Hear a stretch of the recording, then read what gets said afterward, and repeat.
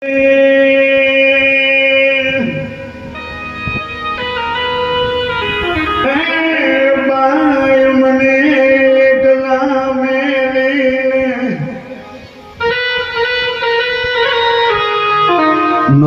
મેલીને કયા મલકની માલીબા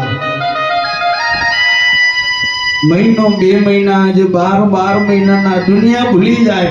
અત્યારે એવું છે ને, મરી ગયું એટલે બાવા ઢળી ગયું, ઝાડ પડ્યું, જગા થઈ, ભલે ને મરી ગયું, આપણું શું જાય છે કે આપણે થોડી મરવા વાળાની પાછળ 12 મહિના રો કરે.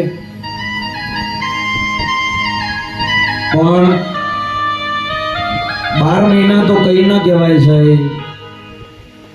લોકો આખું આખું મા બાપની પાછળ વેદના કરે છે. ભાઈ શ્રવણ એની પત્ની એટલું બોલી જાય કે તારા આંધળા મા બાપની સેવા મારાથી થશે નહીં અને હું કરીશ નહીં, જા જઈને કોઈ કુવામાં ખાડામાં નાખી આય. આટલા શબ્દના કારણે જો કદાચ પોતાની પત્નીનો ત્યાગ કરી દે શ્રવણ, અત્યારે આવા દીકરા ક્યાં છે?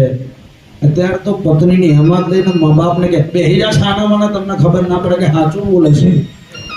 અત્યારનું ચલણ છે.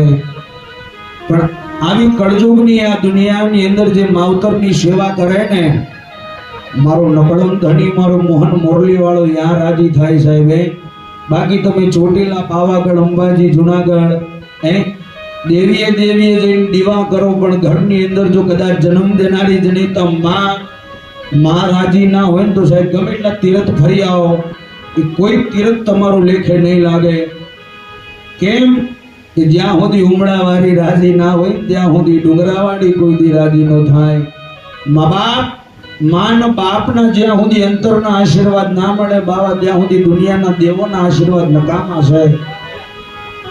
પણ જે ભજન માટે મારા ભાઈએ મને બોલાયો છે, લાડકવાયા, એ બાબુજી માટે, જોકે આમ તો ઘણા બધા અમારા ગોપાલભાઈ, અમારા ચીમનભાઈ, પણ તાળીનો ગરગડાટ કરજો કલાકારો માટે છે. 12 મહિનામાં આવા કલાકારો અમારા પટાવ જે તેડાવ્યા છે, મારું ભગવાન સુખી રાખે.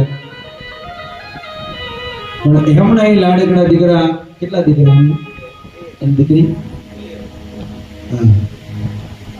બે દીકરા, બે દીકરીઓ, જોકે આજ રુદન કરી પપ્પાની આ ગરદન મરવાની એમની ઉંમરે નથી, ફોટાની અંદર દેખાય છે સાહેબ. હજુ મરવાની એમની જાજી ઉંમર નો કહેવાય.